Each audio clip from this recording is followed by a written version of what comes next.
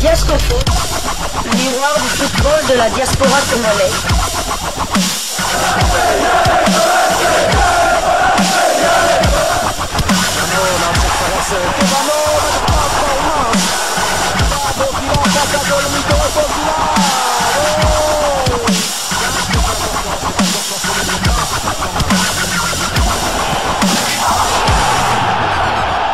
Diascofoot, le miroir du football de la diaspora congolaise.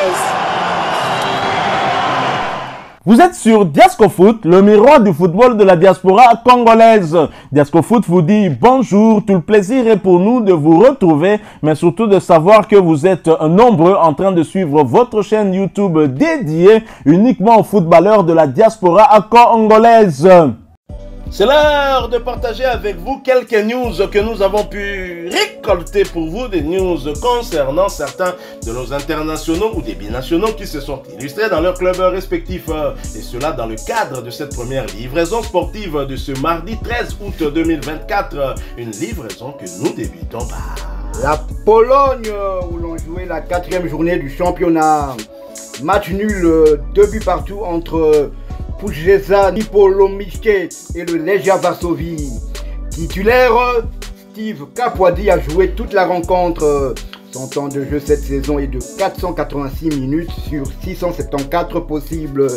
Il a disputé 5 matchs sur les 7 de son équipe. Le Legia Varsovie est 6e au classement avec 7 points. Il compte 2 victoires, un nul et une défaite. Ils ont marqué 6 buts cette saison et en ont encaissé 4. Le prochain match du Legia, ils accueilleront l'équipe danoise de Brøndby dans le cadre du 3e tour préliminaire de l'Europa League Conférence. Rappelons que lors du match aller, le Legia Varsovie s'était imposé 2 buts à 3 au Danemark. Donc une victoire ou un nul suffit aux Polonais pour se qualifier pour le dernier tour préliminaire. Là, ils auront accès directement au pool de l'Europa League Conférence. Et pour rappel, Kapwadi est bien évidemment éligible pour jouer avec les Léopards. Il avait d'ailleurs manifesté cette envie de rejoindre la tanière. Nous quittons la Pologne, nous allons cette fois du côté du Portugal. Et au Portugal où l'on jouait la première journée de la Liga portugaise, championnat portugais de première division, entame mitigé pour le SC Braga de Simon Banza. Le SC Braga a été tenu en échec à domicile par l'Estrela Amadora avant-hier, dimanche 11 août 2024. Score final, un but partout. Remplaçant au début de la rencontre, l'avant-centre congolais Simon Banza fera son entrée en jeu à la 70e minute lors de ce match. Simon Banza voit son temps de jeu porté à 51 minutes sur les 394 minutes possibles. Il a participé à 2 des 4 matchs avec son club. Et prochain rendez-vous pour le SC Braga, ce sera pour le compte du 3e tour, retour de qualification pour les phases de groupe de la Ligue Europa et un déplacement en Suisse pour y affronter le Servette de Genève. A noter que le match aller s'était soldé sur le score de 0 buts partout. La décision se fera donc lors de ce match en terre suisse et ce match est prévu pour le jeudi 15 août 2024 sous le coup de 19h30 heure de Kinshasa, 20h30 heure de Bunagana à l'est de la République démocratique du Congo. Match nul à domicile pour la première journée, un résultat plutôt décevant pour le club portugais, mais attention, bonne nouvelle quand même pour la tanière, non pas sur le résultat mais sur la rencontre en soi. En effet, convalescent lors des matchs précédents, Simon Banza vient de renouer avec du temps de jeu à quelques 3 semaines du prochain rassemblement, ce qui augure de bonnes choses. On peut espérer qu'avant la publication de la liste du sélectionneur manager des Léopards, Sébastien Desabre, que le nom de Simon Banza y figure finalement, parce que nous savions plutôt qu'il était en instance de départ. Son club finalement va communiquer sur un problème physique.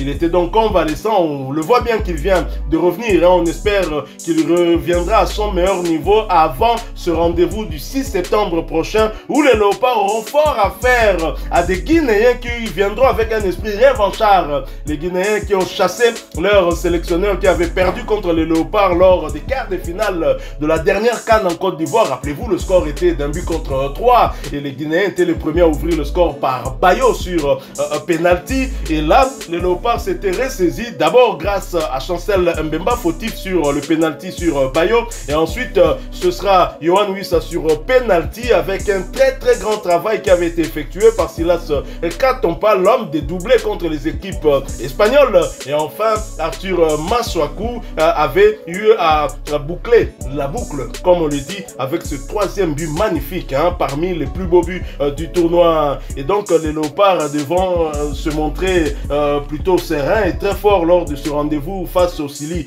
national. Les Léopards déjà diminués avec quelques absences, notamment Cédric Bakambu. On parle également de Grady Diangana. On parlait aussi de Simon Banza, mais voilà, la bonne nouvelle est qu'il a repris du temps de jeu et c'est tant mieux pour nous. Il a joué plus ou moins 20 minutes avec son équipe de Braga lors de ce match nul, un but partout à domicile face à Estrella Amadora. Simon Banza sur le départ, mais jusqu'à preuve du contraire, il est toujours un joueur du Braga SC. Son nom est cité du côté de la France avec l'Olympique de Marseille, du côté de la Première Ligue à West Ham, du côté du Calcio à l'AS Rome, et son nom est même cité du côté des Émirats Arabes Unis. Que fera-t-il demain? Seul Dieu et lui et les dirigeants de son club pourront répondre à cette question. Mais une chose est sûre, il est toujours joueur de Braga et Braga, s'il continue à braguer, il essaiera de battre son propre record qui était de 21 buts la saison dernière. Il a échoué à un but de battre le record du nombre de buts marqués en une saison qui était détenu par l'Angolais Chico Gordo. Il en avait marqué 21, donc Simon Banza n'a fait qu'égaler ce record.